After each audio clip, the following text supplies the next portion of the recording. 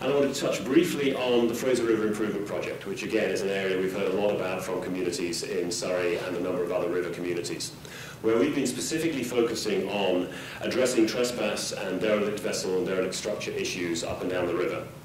We've identified 141 sites, 14 of which are in Surrey, and as it shows between this slide and the next one, this is one of the priority sites adjoining the CN Thornton Yard. We're putting a lot of focus into removing the derelict structures, removing derelict vessels, and cleaning up the sites and restoring them to a much better standard. We've also been involved in Surrey in removing a squatter camp at in the Surrey-Brownsville area, and we've also, adjacent to the Surrey jurisdiction in Delta, have removed the Alaska Way ferry trestle. So there's a lot of good work going on to improve the Fraser River. I want to just close out by giving an overview of some of the environmental work that's going on throughout our jurisdiction. We have, as it says on the slide, a tradition of innovation, accountability and leadership in the environmental area. We have an eco-action program, which is rewarding shipping lines who use higher than legislative requirements and in terms of environmental standards. We have a Blue Circle Award to recognise participation in that program. We have shore power, as shown on the slide, for cruise ships. In fact, only the third port in the world to have that facility. And we're looking actively now at introducing shore power for container ships. We also have done a lot of work in the trucking sector linked to the Smart Fleet strategy, and of course annually we produce a sustainability report accredited to Global Reporting Initiative standards. So that was the overview, but I'm sure there'll be questions that you'd like to address, so I once again appreciate the time afforded by Council and welcome questions. Thank you, Robin. We've got a number of questions. We're going to start off with Councillor Villeneuve. Well, thank you very much for your presentation, and I know that you have made a contribution to our community. I just have 2 or 3 questions, and I'll try to make them timely because of time. Sure. Do you have a date on which you'll be making a decision on the proposed expansion of the coal port at Fraser Docks? We don't. It's a process that doesn't run to a date. It's a regulatory process, and as Jim explained, we're working through now assessing both the environmental impact assessment that's been provided by the proponent and all the feedback we've received. Once we've completed that to our satisfaction, then we'll be issuing a decision. Okay, I know that this council had a motion for a full health impact study and a public hearing on the project. I'm just wondering what your response is to our motion and several other motions of councils in the Metro Vancouver area. Well, with regard to the public hearing, there's no trigger for a public hearing through this process, but there has been a large amount of public consultation, and as Jim said, we value the input that we've received. We also appreciate the input from council and from the other municipalities. With regard to the health impact assessment, health issues were part of what was considered by a proponent in their environmental impact assessment, and we're now reviewing the information they've provided and the information we've received through the public comment period on that assessment. Okay, well, I do believe that a lot of people feel, and I do as well, that there were significant deficiencies and incorrect assumptions and somewhat of a superficial analysis of the health and environmental concerns in that EIA that was provided for you. So I'm certainly hoping on behalf of this community, and I think there were already 3,500 community objections to this project, that you will be doing a more full impact study from a health perspective and environmental perspective. I know the medical health officers are calling for that, and this is a very important issue because I've also heard in terminology that, you know, that this is an expansion to double the number of trains at this point, but that project could be expanded further, and I noticed there was a motion that went through Delta Council regarding the railway, wanting to twin tracks already. This motion hasn't even been passed that this project is going through at Fraser Docks, but that gives me some concern that people are already moving forward to sort of accommodate a project or even larger amount of coal and trains going through our communities. So I just want you to know that the community is very interested in the long-term plans that you're considering. And I personally, and I think many people in the community, feel it's premature to oppose or to support this project until we really know what those long-term plans are. And to let you know that the concern is high in the community. It's not just a small group that are raising environmental concerns, which often larger corporations believe. But it's an issue that's affecting a lot of people. And the rail traffic is really fairly dominant concern in communities, particularly our beach communities and other communities where we know that the trains to date have doubled going through the communities. And now the proposal is, when you say for one more train, but they're very long, from 125 to 150 cars. And if this port goes through, we are concerned that the number of trains will also increase if it expands. And I will say, from an economic point of view, I can't quite understand the financial analysis of why this is a good project when most of the jobs are actually in the States and we're exporting the coal from the States. We're only creating 25 more new jobs. And from our perspective, the impact on the community is much higher than the worth of those particular jobs. And the concern, too, is that 3 other ports in the United States are not being looked at positively, either from the financial community or from the communities themselves. In fact, the railway is actually being sued because of the coal dust in communities, and we have now seen the coal spill in Burnaby. So I'm just letting you know that the community, this decision is very important to Metro Vancouver. And I think it's also important to the message that we send to wider BC and to other people that really care about the environment. So I'm hoping you're taking it very seriously, and the kind of organization that has gone on in communities and in the Metro Vancouver area, and the discussion that has taken place in all of our councils has been passionate, and people are really looking to you to show some leadership on a project that we don't feel is good for the Metro Vancouver area.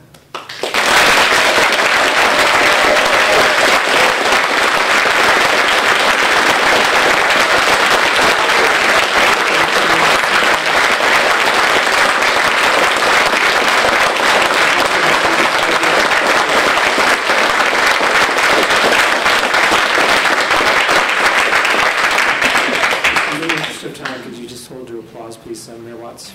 There's, and I know, Port Metro is doing a number of things on a number of fronts, but there's two particular issues that I just want to get some clarification on and just make sure that you're alive to. So your land use plan, now are you working in conjunction with Metro Vancouver with the Little Region Strategic Plan on that? Yeah, Metro Vancouver has been one of the stakeholders that we've had a significant amount of consultation with, as you'd expect, yes. Okay, and within that context, and I know you spoke about the trucking issues, within that context of the land use planning, is there any planning to accommodate the amount of trucks and truck parking that is significant to the port and that are users of the port to secure truck parking facilities? Well, the planning for the truck system is obviously larger than just the port. So our planning is focused around, in particular, the port-related activity. But through the Smart Fleet strategy and the outreach we're doing with the trucking community, the industry at large, we're trying to work to improve all of the different parts of the system. So there isn't specific planning going on as part of that process with regard to truck parking, because that ultimately is responsibility of each truck operator. What we do have, though, now, which we've never had before, and the reason I put the screenshot in the presentation was I think it could be very useful in some of the discussions we've had, is we have the ability today to know exactly where 50% of the truck fleet are all the time. And we would hope by the end of this year to have the ability to know where all of the truck fleets serving the port are at any point in time. So if there are problems either with regard to parking, or for that matter with regard to the use of sort of choice of roads by trucks, so truck operators that are causing problems in the community, we actually have an objective data set to be able to start to work on those problems in a more sort of focused and accurate way than we ever have in the past. So we're certainly aware it's an important issue, and we're building a tool set that allows us as one part of the overall system to exert a lot more influence and to work together collaboratively to address the problems in a much more effective way. Okay, thank you. And the second issue, and Councillor Villeneuve touched on this, and our whole issue is around the rail safety issue, and in particularly the foreshore and the stability of the slopes around the bluff. And we know that with increased rainfall, the proposed about 2 meter increase in water level, that there's going to continue to be additional issues. And so given the trestle bridges, given the stability of the slope, and the increased rail traffic, that rail safety piece is really very crucial to us. And as well, Crescent Beach. I mean, as the trains are more frequent and longer, and there's one access in, one access out. And it's very problematic for for emergency vehicles to access that part of the city and part of the population that's down there. So those are our issues. They continue to be our issues. And, you know, from our perspective, that rail safety issue, in particularly the stability of those slopes, is very, very key. So I want to make sure that, you know, you're alive to those issues, that it's part of your analysis as you go forward, because, you know, we've got a number of reports that our staff have done in terms of some of the slides that we've experienced, and looking at the weather patterns moving forward. Again, we're going to see some considerable issues on that front. So I want to make sure that you know, that is front and center in terms of part of your analysis as well. Well, again, to be clear on how those issues are dealt with, that's a rail corridor that, of course, is in use today, regardless of what decision is taken about the Fraser Surrey Docks project. And the jurisdiction over the corridor is the operator, BNSF, and Transport Canada. So we are certainly alert to the issues, but we're not the authority that has jurisdiction over those issues. So we're reflecting all the feedback that we're receiving that is outside our jurisdiction to those parties who have it within their jurisdiction. But issues like stability of existing rail tracks is a Transportation Safety View, Transport Canada issue rather than a port issue. And I understand that you don't have jurisdiction over that, but in your relaying of information, I want to make sure that that information from your perspective gets relayed as well. Yeah. And certainly we will convey those messages as we have been in the past, yes. Thank you. Councillor Hain. Thank you very much, Mr. Chair, and I'll try and be quite brief because a lot's already been said, but as Chair of the Environmental Sustainability Advisory Committee, have spent a lot of time on this issue, and perhaps some of your frustration with not being responsible for some of the transportation issues. You can have empathy for us not having jurisdiction or within our own community for whether ultimately a project like this moves forward or not. And for us and for our community, that in and of itself is very frustrating. I do want to pick up though on a couple of things. And when you put out the environmental impact assessment, a vast majority of that document dealt with what exactly happens on and around the port lands. And I want to reiterate what Mayor Watts was talking about, and also Councillor Villeneuve, with respect to from a community perspective, a great deal of this whole proposal and this whole potential project happens far outside the port lands in our community and through our communities. And so that's why the independent health impact assessment we believe is so critical to this process. And that independent health impact assessment, in international terms, those words have very specific meanings as far as of what kind of document that is. And certainly Fraser Health has said in their report that certainly is lacking in the environmental assessment piece. But closer even to your own port lands at Surrey Fraser Docks, our staff looking at that document has serious issues with stormwater management and so on. Washing down the rail cars so that they don't go back through our communities with dust in them is great, but what happens to that water, and how is that water dealt with, and is it going into the Fraser River, and is it going into our stormwater management system? And that document really didn't address those. So those are the kind of things that we absolutely need clarity on, because we just can't support a proposal like this with such potential impacts on our community. So, yeah, thank you. Councillor Hunt.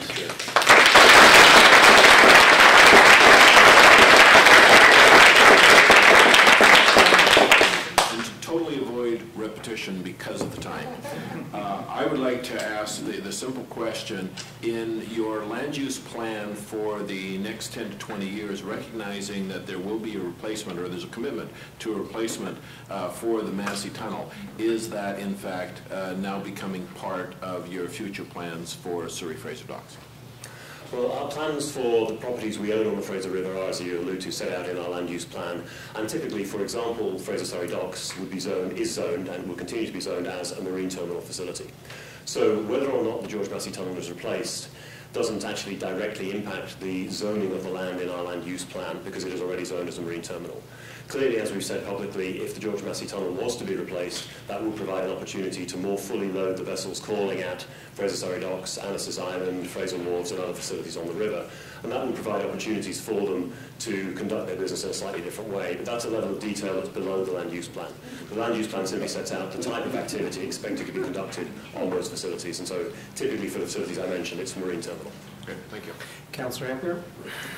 Thanks, Mr. Chair, and I won't belabor the comments from my other colleagues with which I agree, but I'm just wondering, in terms of your engagement, the Federation of Canadian Municipalities had set up a rail safety committee around the national interests of rail and rail safety, and I'm wondering, are you at the table in terms of either providing the data that you're receiving relative to rail safety in our community that could advance some initiatives nationally, or how are they engaging outside partners such as yourself?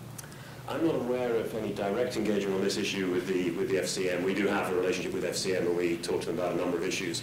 But on this one specifically, I'm not aware of any direct engagement between us and them on the issue of rail safety. It may perhaps be useful if some of the comments you're getting back from the public, and not if, I know some of the comments you're getting back from the public are relative to rail, then those would be as significant at the national level as they are at the community level. So some of the policies that we could be developing could be of assistance right across this country, and I think it would be helpful if your comments were provided perhaps to the FCM as well. I'll take that back to the team and we'll look at that. Yes, that's useful. Thank you. And finally, Councillor Rossetti. Thank you. And my comments are around, as you identify and mitigate off-site impacts, I think two important things for our community is notification on the movement of dangerous goods. I think it's not acceptable that goods be moved through our community and we receive notification after the fact. And the other one is of whistle cessation. I always say that word wrong, because it does have impact on neighborhoods throughout the city. And if there's any conversations that you can have and facilitate with the rail companies, because those are two things that I've definitely heard from the community, as well as all the other comments made that are important to us. Certainly, we'll convey that. I mean, the movement of dangerous goods is also not a port jurisdiction issue, but we'll convey the message very clearly. The whistle cessation is one that we have done a lot of work on jointly with Surrey and other municipalities. And this is where things like the Roberts Bank Rail Corridor is actually going to provide very direct benefit, because all of the areas where overpasses are being built mean that there will no longer be at-grade crossings, and the train operators will no longer be required thus to whistle when they move past that particular area. So there are a number of areas where we are directly involved, and together we're working on making significant improvements. Some of the points you mentioned are outside our jurisdiction, but we will convey the message. Okay, I'd just like to take this opportunity to thank Robin and Jim for coming out today. We do appreciate you coming out and sharing the presentation, so thank you very much. Thank you. I'd like to have someone adjourn the meeting. Motion to adjourn. Second, all in favor, against, carried.